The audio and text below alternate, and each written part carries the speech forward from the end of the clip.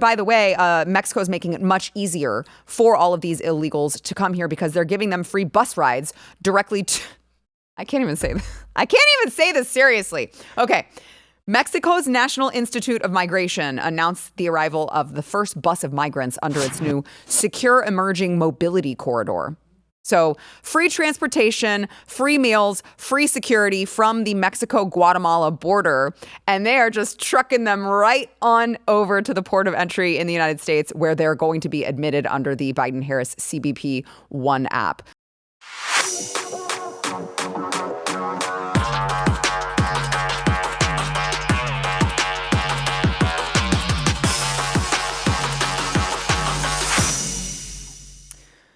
Welcome to Sara Gonzales Unfiltered. Happy Friday. It's actually not a happy Friday for me. I had to tow my car yesterday, and I'm very upset about it. Never had to tow a car before, and now I'm carless. I have to share a car right now, and I had to chauffeur my husband to work, and I didn't like it. But I don't know. Is it a happy Friday for you? My guest, Brianna Morello, host of the Brianna Morello Show. It's a happier Friday for you. It is. I'm in studio with you. That's one of the perks. Yes. And I love Dallas. I know. Dallas loves you. Thank you. We love it when you come here. I'm glad that you're here. So let's talk about, I want to talk first to you about how scary it's getting in this country when you can't trust that you can defend yourself and not end up in prison. We've seen it in New York. We've seen it even in Texas. People think, well, if you're in Texas, you're safe. Well, ask Daniel Perry about that, right? And so we see it all across the country. And I want to play a video here. This was Newton, Massachusetts. Scott Hayes, 47-year-old veteran, was attending a pro-Israel protest with 10 other people when a pro-Palestinian supporter started yelling at them from across the street before charging and tackling him. So this guy, I'm going to play the clip. This guy, he shoots the guy in the stomach, okay? Because I don't know. I'd be afraid for my life if some crazy person came and attacked me and was on top of me. So I want to play this clip for you. And then I want to tell you what happened to the guy for defending himself. Watch. You are defending genocide. Genocide? Yes. But you are so stupid. Over 200,000. You're so stupid. You're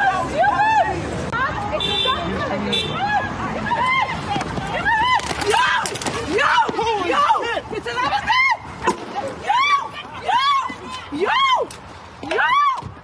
Oh my God. Whoa. Grab my pistol. Oh my God. Grab my pistol. Oh my Stop. God. Get off him. Stop. Get off him. Let me back up. Where's my pistol? Oh my God.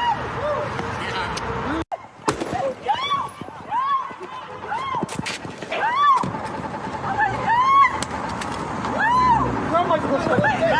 Grab my pistol. Stop. Get off him. Stop. Get off him. Call the cops. So you see him place the gun behind him on the pavement. And I do want to add in another element of, like, what would you do if you were in this situation, especially if you know that there is a gun around.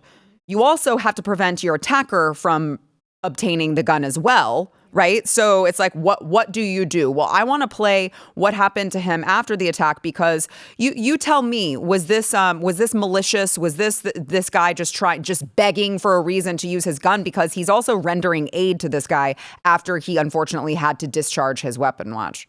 I have it. It's done. It's fine. Get off.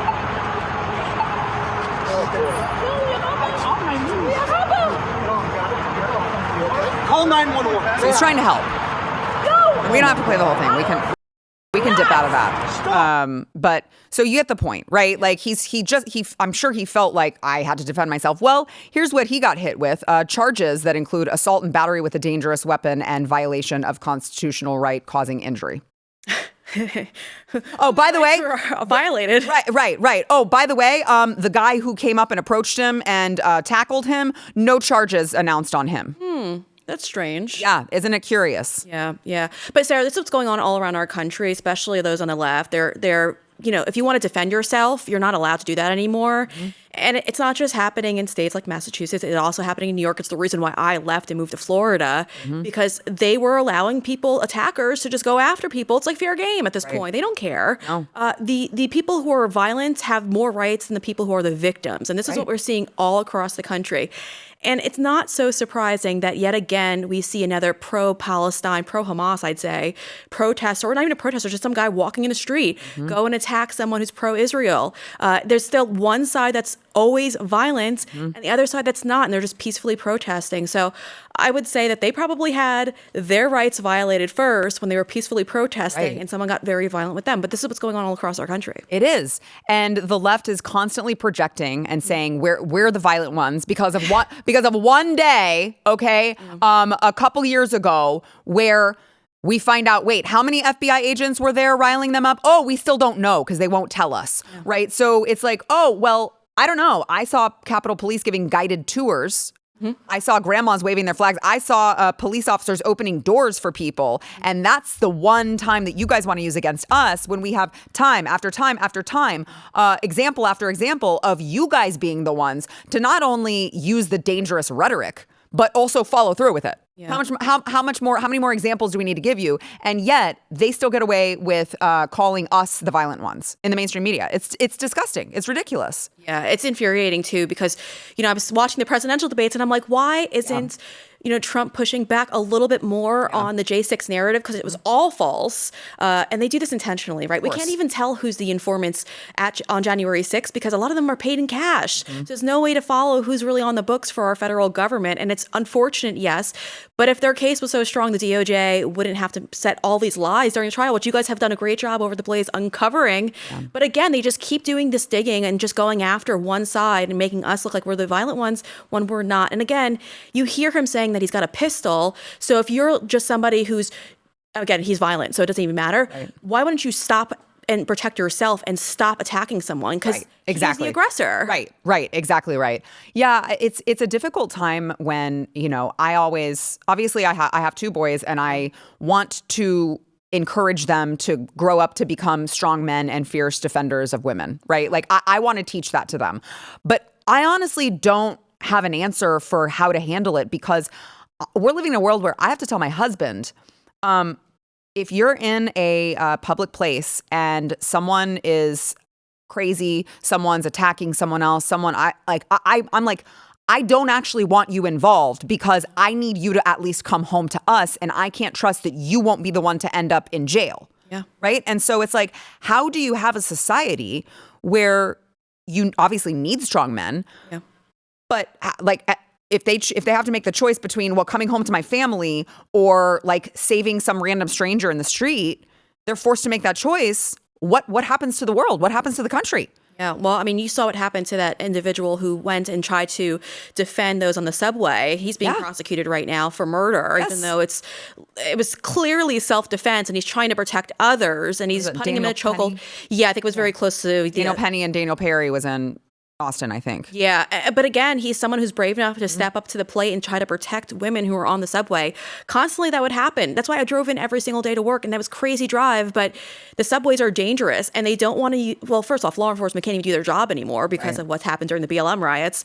But again, they want you to fear self-defense. They want you to be relying on the government. They want all of these things. And those who are brave enough to stick their necks out and to act like how men should act, they're punished, and there's a reason for it. Yeah, it's really, really scary. Speaking of scary, I want to take a quick break, and then when we come back, I want to tell you, we're talking about how bad it is with just kind of the chaos that the government is willing to create. They're letting out violent criminals, but they're going to lock you up for defending yourself, all of that. Oh, but wait, there's more. We'll get into that after the break. First, we want to thank our sponsor this segment, Flying Ace Whiskey.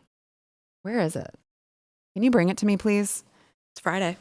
I know, and I always forget that I'm like, before the show, I need to, because now I have water in my cup. I'd rather have whiskey in my cup, but I'm telling you guys, this stuff is awesome. It's American made. And here's what I'm going to make this very, very easy for you.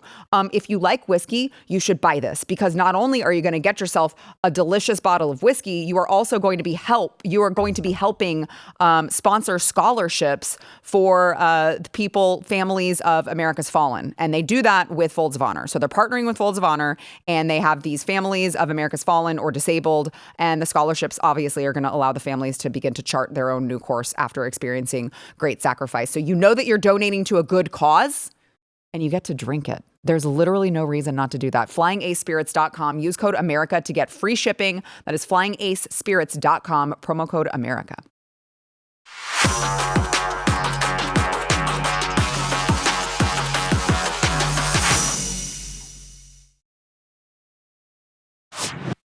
The great thing about this place, this studio that we have here in Irving, Texas, is that you never know who you're going to see. Just drop in and you can put him to work. Welcome to the show, Kyle Becker, of course, independent journalist. You can find him. He's getting all sorts of scoops on Twitter. Well, the platform formerly known as Twitter. So make sure that you check him out there, Kyle N.A. Becker. Welcome to the show. Thanks, Sarah. It's good to be here. I mean, literally, we were just like, hey, do you want to come on? He's like, what are you talking about? You'll find out. Literally, I came on like 2 minutes. I'm like, I'm in studio. I'm walking around. Hey, Sarah, how's it doing? Hey, sit down. Yeah. Show. Here, come join us. Friday. It's Friday. Come hang out with us. We won't hurt you much. Don't worry. Yeah, don't worry. Not threatening. It won't be too painful. So we were just talking about the pro-Israel protest in which the pro-Palestinian man just ran over and tackled this guy, and just how unsafe it is, because if you defend yourself, you could face charges yourself, because self-defense, I guess, isn't a thing in this country anymore, even in the state of Texas. And then, so now we're at a point where all of these law-abiding citizens fear their own lives, fear they can't defend themselves, also fear all of the illegals that are coming here. Oh, and by the way, Mexico is making it much easier for all of these illegals to come here, because they're giving them free bus rides directly to... I can't even say this seriously. Okay. Mexico's National Institute of Migration announced the arrival of the first bus of migrants under its new Secure Emerging Mobility Corridor. So free transportation, free meals, free security from the Mexico-Guatemala border. And they are just trucking them right on over to the port of entry in the United States, where they're going to be admitted under the Biden-Harris CBP One app. So literally, Mexico is like, we don't want your shit in our country. We don't want you here. We're going to make it much easier to get you to America, where they're going to accept you. And so now these migrants can literally schedule a time on the CBP One app, take a free bus by Mexico, and go right on over to the United States border, where they can be processed into the interiors of the country. And this is totally separate, by the way. The CBP One app, for those of you who are unfamiliar with it, is totally separate from this recently reinstituted, we've talked about it on the show several times, Cuban, Haitian, Nicaraguan, and Venezuelan program. They call it CHNV program, so that you're like, oh, CHNV, I don't know what that is. I'm going to keep going on with my life. No, they're just taking all of those people from those places and flying them here. And they allow up to 1,000 migrants to fly into the U.S. Daily. So that's aside from that. But how in the world is it that we are living in a time where even Mexico's like, we don't want that riffraff here. We're just going to take them to you. You guys can have them. Kyle. Well, I was one of the first people to say that, if you want to be the third world, you import the third world. So the CBP One app is really interesting, because it looks like they dropped the reasonable belief of personal harm standard for the CBP One app. And now the Mexican government not only is busing up migrants into the United States, but the United States is actually facilitating that now through their relations with the Mexican government. And I find this mind-boggling in the sense that if we have more of this, we're going to basically be Europe soon. So if you can see in Germany, they have some major upheaval there. Chancellor Scholz basically is working to, and CDU is working to call a state of emergency about the borders. And, so they're at the tipping point. Yeah. They're the canary in the coal mine. And, we're looking out here and, we're going to be like the bald eagle at the, bottom of the canyon if this keeps going this way, because Because it's really, you look at Springfield, Ohio, and the Haitian migrants, the 20,000 Haitian migrants that come up there, they're getting free shelter and free welfare. And a lot of the local businesses are like, great, because we don't have to pay $16.25 an hour to American workers. We can just have taxpayers foot the bill for the benefits that we would otherwise have to pay. So it looks like that Cloward and Piven, Glenn called this a long time ago. It's definitely working, and it's going to get worse. And, we see it when we go to the grocery store. We see the effects of all of these bad policies piling up. And we're fast reaching a tipping point. And I think what we need to do is just look at some of these other countries and how they're really struggling. Yeah. Assimilate. I mean, I think there are a lot of people who wanted a little bit more from Donald Trump. They had like they thought, I agree, there were missed opportunities that he didn't take in the debate. But I keep thinking, but people overwhelmingly agree with mass deportations at this point. People are living what it's like when you have an open border policy. And like, you have to believe that that's going to supersede whatever kind of performance you think that Donald Trump had in the debate. It's like, do you want more of this? Do you want to, as Kyle pointed out, if you import the third world, you become the third world. Would you like to do that? Because like, if not, the choice is very clear. Yeah, I think it's very, very clear. I think you're going to see also a lot of quiet people who are going to be like, I'm voting for Trump because of all these issues, especially in New York City. Yeah. They've had enough. Chicago, they've had enough. Everyone understands now. It's not a racial debate anymore. That's what they used to always argue it was. Yeah. This is now like my quality of life has drastically gone down. And now we need to do something about it. It's insane to me that it's taken us this much, but thanks to the help of Governor Greg Abbott for shipping these people, flying them into like places like New York and Chicago, and forcing these people to acknowledge the fact that we're all border states at this point, and we need to do something about this. The fact that Mexico doesn't even want these people in their country anymore. Why aren't we calling them a bunch of bigots for saying that? Right. I mean, come on. You used to be NIMBY, not my backyard, but now the entire United States is your backyard. So, they did the great thing where they fact checked the Haitian migrant carrying a goose down the street, and the fact checkers are like, "That's not Springfield, Ohio. That's Columbus, Ohio." And I was like, this is like, thank you for fact checking that. Now we know that it's spreading. So you're like doing us a favor. That is so funny. Well, I want to play. John Legend actually recently came out with a video, and he just thinks you guys are being very racist and very xenophobic, not welcoming enough. Here's what John Legend has to say. So you might imagine there are some challenges with, integrating a new population, new language, new culture, new dietary preferences. Yeah, geese. All kinds of reasons why there might be cats growing pains, making sure there are enough services to accommodate the new larger population that might need bilingual service providers, et cetera, et cetera. No. So there are plenty of reasons why this might be a challenge for my hometown. But the bottom line is these people came to Springfield because there were jobs for them, and they were willing to work. And that's not what happened. Nope. They wanted to live the American dream.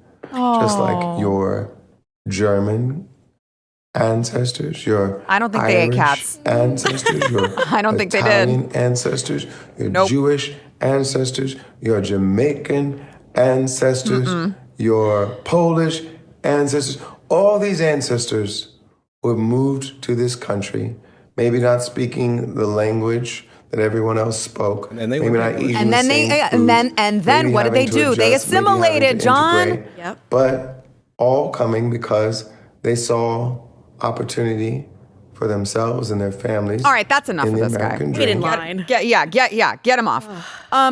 I would just like to know the square footage of John Legend's house. I would like to know how many of these migrants he plans to bring over so that he can help them learn. He doesn't want to help them learn English. So he can start learning. What do Haitians speak? I don't even. Okay, he can start learning that. He can start learning Spanish. He can start learning all of these other languages so that he can then welcome these people. And I don't know. I hope that he doesn't have a cat. That won't last long. I hope he doesn't have a fence around his house or doesn't lock his doors. He's a very trustworthy person. Just like strangers, and probably gated knowing him though. The level of privilege that these people have, and they want to tell you that you're the ones who are in the wrong, that these people just want a piece of the American dream. No, the rest of us want a piece of the American dream. We actually haven't yet achieved it because everything's just so expensive, and then we're competing with cheap labor that they've just imported. Listen, if you're in a town like Springfield, 'cause I was actually just there a couple of weeks ago, it is a very small town with not many jobs.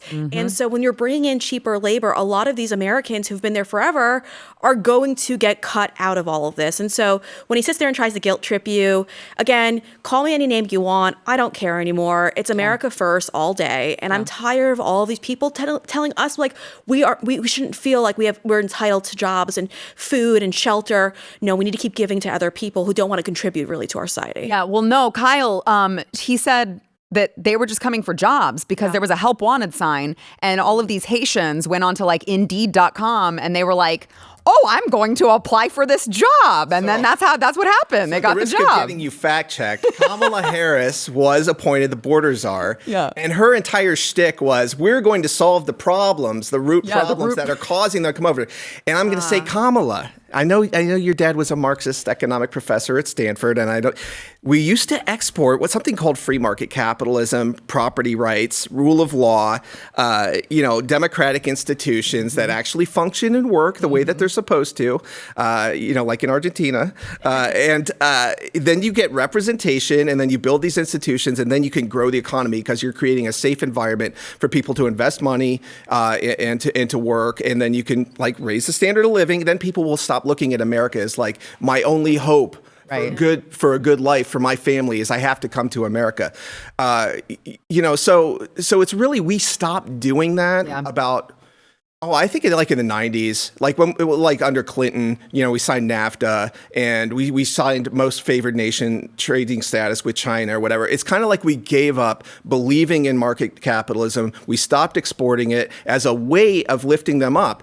And just one more interesting back note on this is that there was a thing called the Global Millennium Challenge, and Yale did a study on this. And basically what they found is that globalism, and of course, there's plenty to criticize about globalism, but one of the things it did is it broke down economic barriers. And so China stopped being so communist, like under Deng Xiaoping, and India stopped being so socialist. And what happened is the standard of living, which shot way up, and the worst poverty dropped by, 66 to 75%, somewhere in there, by almost 2/3, let's say, the worst poverty.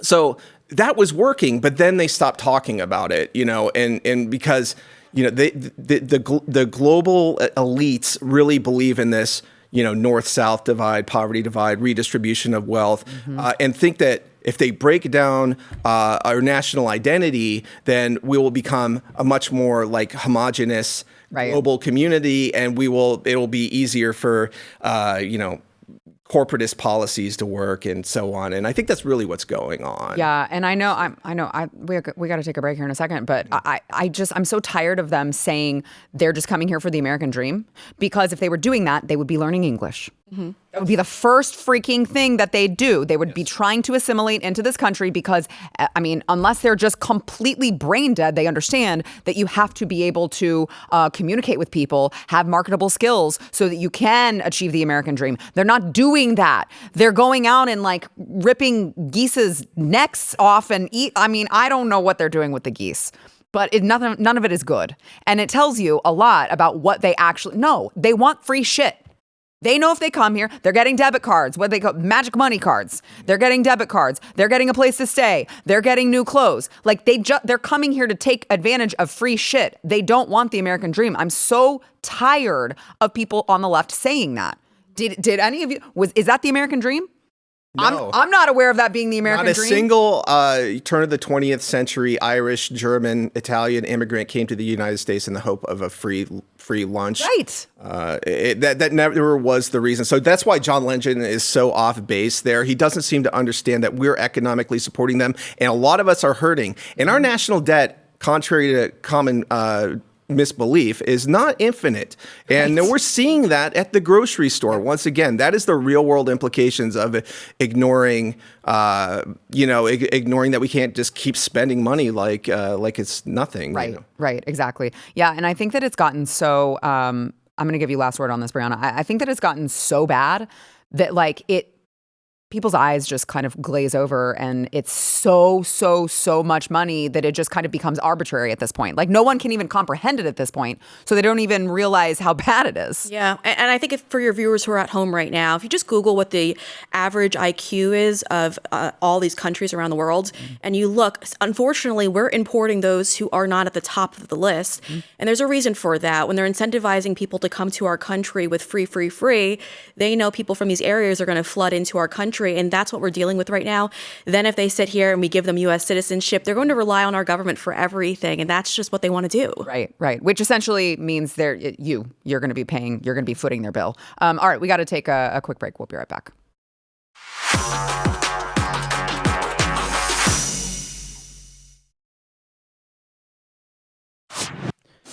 So I want to go back to the assassination attempt on Donald Trump. We were talking about this yesterday, and I'm like, I want to talk about that as many times as we can before the election, because it's something that the left really wants to memory hole and pretend like it never happened. And I don't know why we're not still talking about it, because the amount of questions that we still have unanswered is like insane.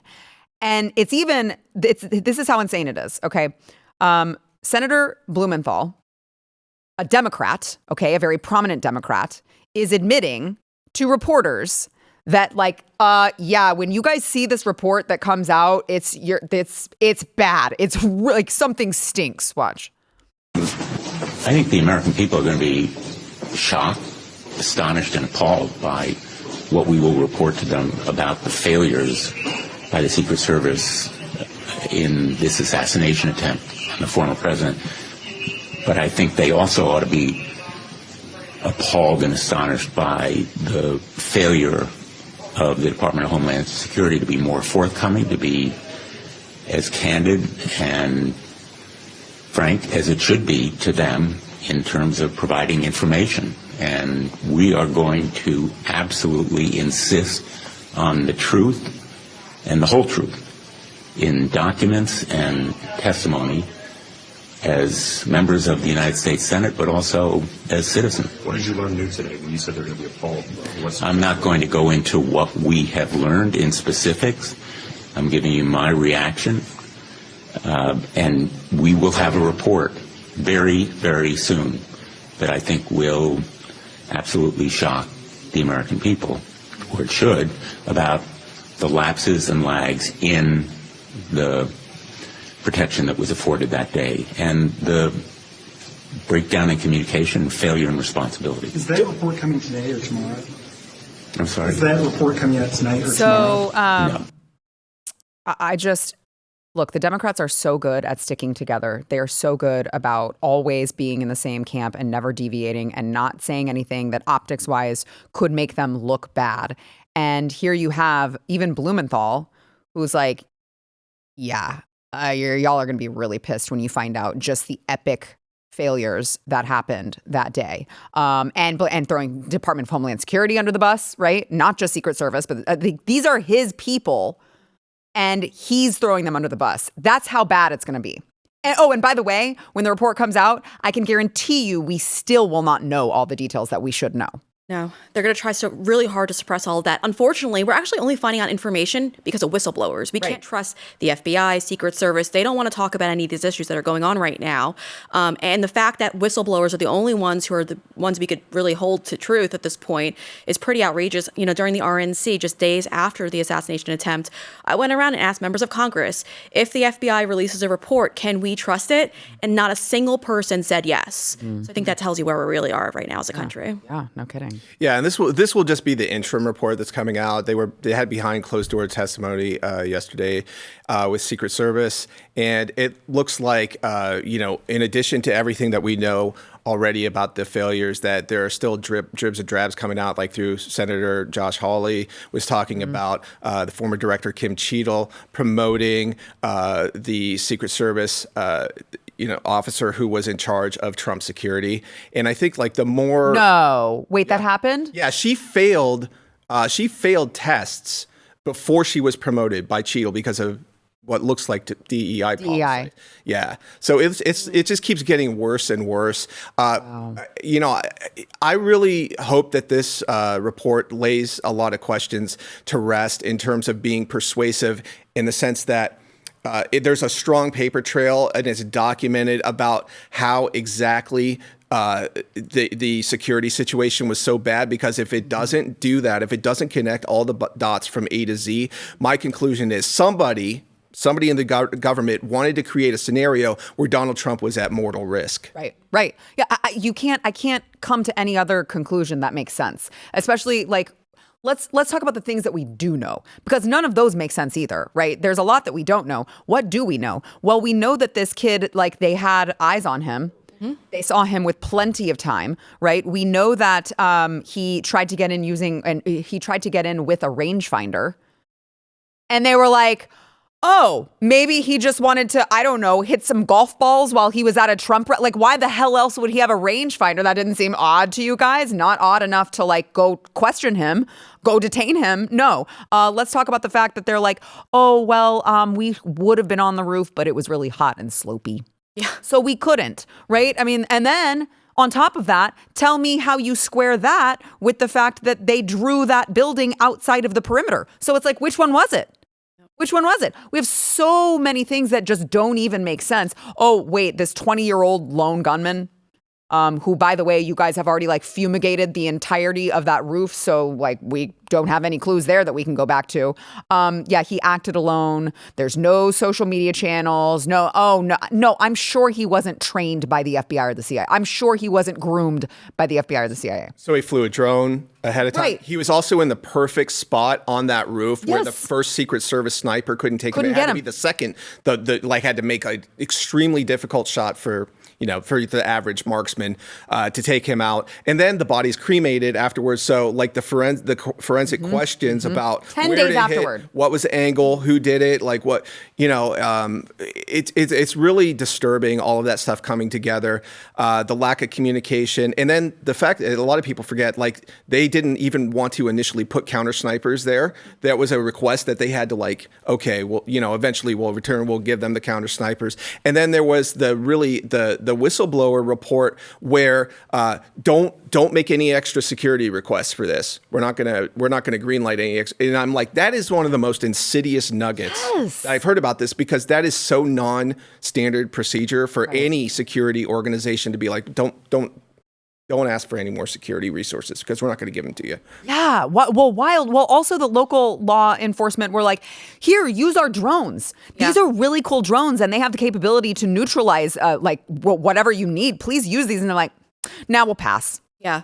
Well, what the crazy part is? The biggest, I guess, group of individuals who were putting out the most disinformation were our federal agencies. And local PD had to step in and fact check them on things, because they were saying, oh, no, this was for local PD to do. That building was supposed to be secure. Then all of a sudden we learned that it wasn't. Right. And so they like to go out and say that, the rest of us on the right are the ones who create this disinformation, when in fact it's our federal government, and it's meant intentionally to make sure the American people don't have access to all this important information. So I'm looking forward to seeing what's in this report. But again, what's going to be the results of it? Are people going to go to prison? Are people going to be criminally prosecuted? Because that's what needs to happen here. We need people to be held accountable. But all the people in charge all have ties, very close ties to the Biden family again. And it's just like, we're not going to really see anything, I don't think, of any of this. And they just pushed out another fall guy and like an assistant director that doesn't seem to be directly in charge. Like Seattle's like, they deny it, but it looks, the word is within the department that he was pushed out for this, but it doesn't address Roe's job, and it doesn't address the actual officer in charge of the security. Yeah, I mean, like I agree. Like people should face serious ramifications for this. So on this topic, you have Melania Trump coming out and saying we need answers. Because this was. I mean, I don't think she didn't say like this was intentional, but she kind of alluded to the fact that like there's something fishy going on here. And however much you hate journalists, it's not enough. No offense, Kyle. You're one of the good ones. Okay? Independent. He's independent, so he doesn't count. Now I am. He doesn't. And sorry, I freaking forgot to use air quotes. If you couldn't hate journalists enough, okay, I want to play Don Lemon mocking Melania Trump, talking about an assassination attempt on her husband. Watch. The attempt to end my husband's life was a horrible, distressing experience. Now, the silence around it feels heavy. I can't help but wonder, why didn't law enforcement officials arrest the shooter before the speech? Why are you making those faces? There is definitely more to this story, and we need to uncover the truth.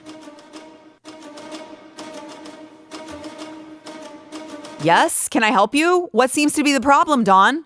Because I can guarantee you if that was your girl Kamala, you'd be saying the same damn thing. What the hell happened? Why? Like, now we've gotten so tribalized in this country that you can't just be like, hey, if we can't trust the Secret Service to protect the most important people, sometimes certainly in the entire world, maybe we should all take a look at that and agree that that can't happen. And no, you've got Don Lemon like,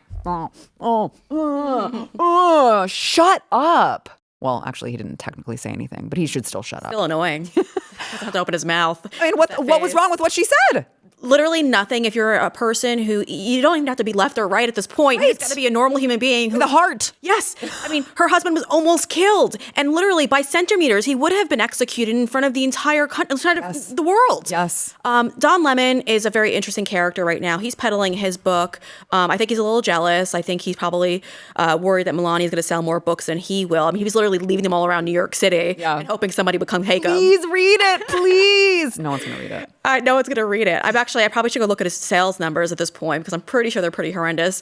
But again, I mean, he is just somebody who's just, since getting kicked out of CNN, he is just begging for people to care about him. Mm-hmm. If you look at his show, not doing too well. He's getting really bad numbers. And again, when you take him out of the corporate media world and you put him in the independent side of things, not everyone thrives. Don Lemon is proof of just that. Yeah. Yeah, Kyle. Well, when your ideas suck, that tends to happen. Yeah. But what I'm sick of from these so-called journalists that you're talking about, not me, but they... Or you, honestly. Tired of them. Yeah. The dehumanization of people who disagree with them is instantly a sign that you are not to be taken seriously. You're not an intellectual. You're not really grasping the ideas. And if you're unable to show basic human emotion towards somebody, you know, it's a good thing that he's no longer on the air. But, you know, not saying that CNN is filled with, you know, people who are tolerant of the other side. They're not. But like you were saying, Brianna, it's just amazing that it actually hit him in the ear. Can you imagine the ramifications if it was just, you know, a few inches, off, and it would have been a tinderbox that would have just exploded in this country, and it would have, you know, raged out of control until the election, and who knows what would have happened. So, you know, we need to get this interim report out. We need to get the details, because if they're not transparent and they're not forthcoming about what exactly happened, we're going to be left in our mind that this was intentional, and that moving forward, we have a government that is willing to create situations where political dissidents can get hurt, injured, locked up. We saw it with the J6 prisoners. That to me, this is unfiltered or whatever. I feel like that was a big setup. I think it's very similar to the Trump shooting in that there's a paper trail of what looks to be intentional negligence over and over and over again, where the official had the ability to follow the protocol and to do the right thing. They got all the information to make the sensible decision, but then they didn't make the sensible decision. Right. Exactly. And Pelosi, the videos come out with Pelosi saying like, oh, with her plausible deniability shtick where, I'm partly at fault, and all of these things like that come out. It's like, of course, we know you're at fault. We should have brought in the National Guard. We know you're at fault. We should, it's partially my fault.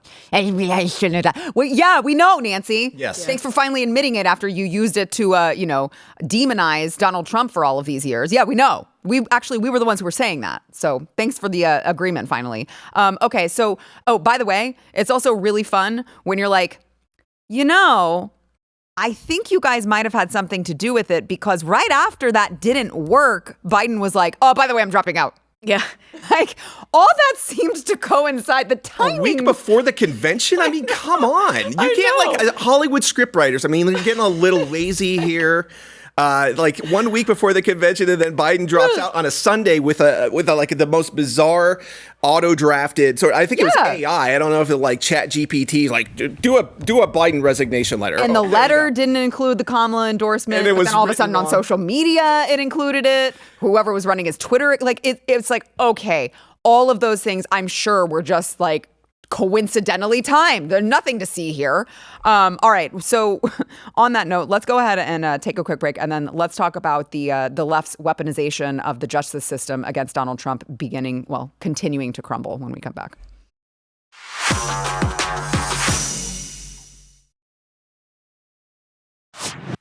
So a judge has dropped 3 criminal counts in the Georgia election interference case against Donald Trump. He said that the state prosecutors did not have the authority to file the charges.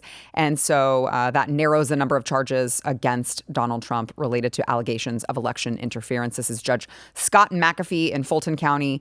And look, I'm a glass half full kind of girl right now. And I'm going to be optimistic about this because we've seen the more that these cases unfold, they're getting delayed. The sentencing's getting delayed. We have seen the Supreme Court, after the Supreme Court decision came out on immunity, that some of these have seemed to fizzle. And so I am heartened by this particular development and hopeful. But then I'm like, why should I be? Why should I be? 91 indictments, not one of them is like not bogus. And surely they're going to get one to stick. And so I go back and forth, but I'm going to take the W, and I'm just going to try to pretend like there aren't all of these other looming ones over his head. Am I being too naive? No, I don't think so. I think that they threw up as much as they could against the wall, and they're trying to see what's going to stick at this point. Yeah. Not much is sticking. Obviously, all of this is just not legitimate. He's got 8 other charges still. He's got to defend himself on. It's crazy. So in this case.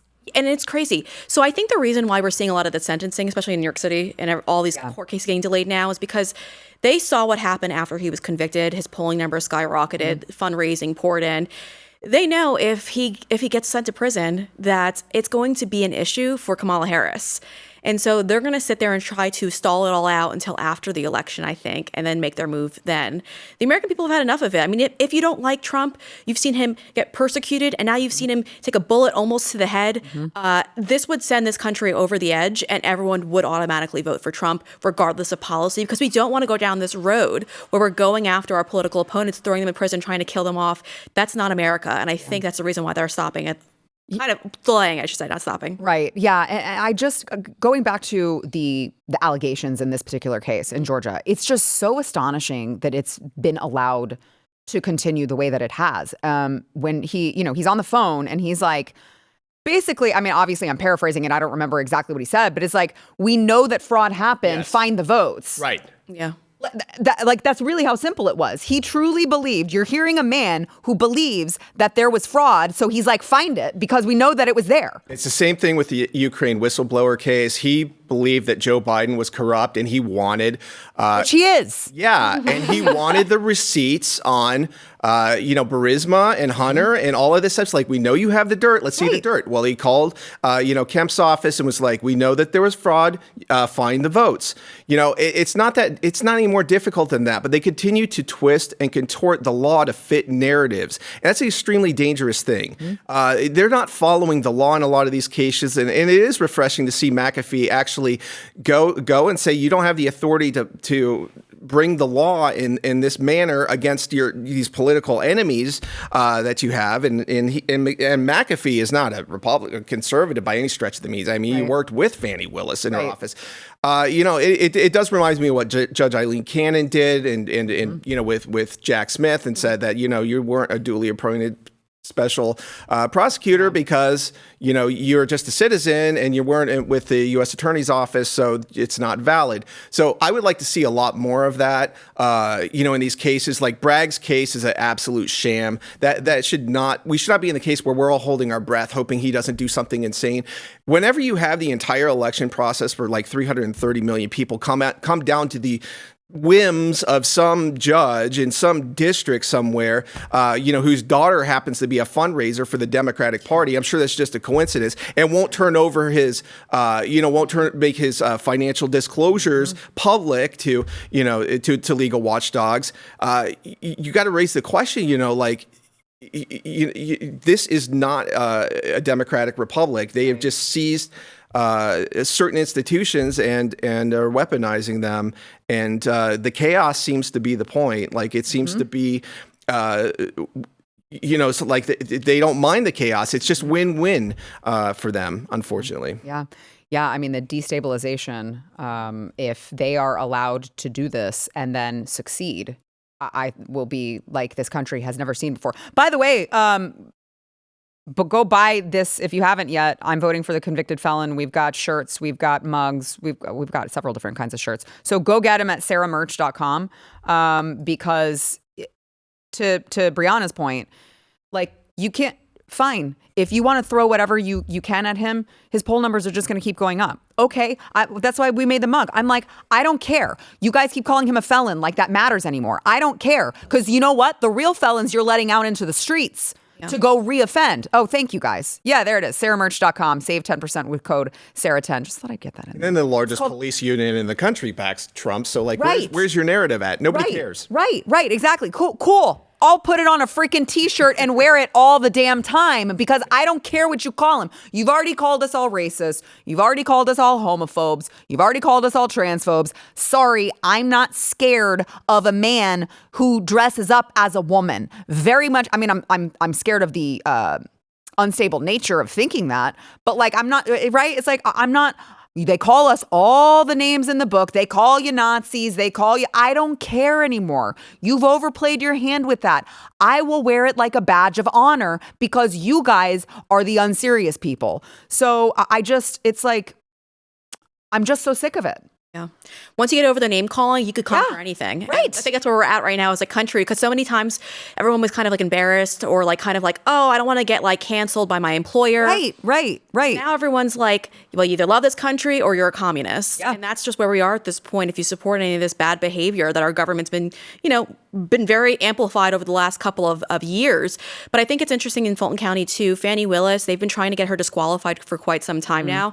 Obviously, she's not qualified for the case. She hired her lover to be the special prosecutor and was paying him tons of money to do all of this. She can't even put on a dress right. Oh my gosh. Poor dress. Backwards. That's what you noticed? Ladies. Yeah, it's so embarrassing though as a country. I mean, they're trying to get him disqualified.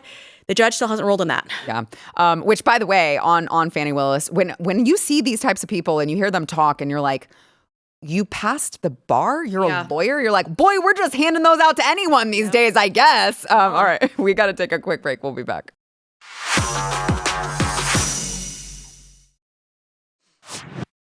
Yesterday, Tim Walz was, I think, at a rally, and he had quite the Freudian slip when talking about Kamala. Watch.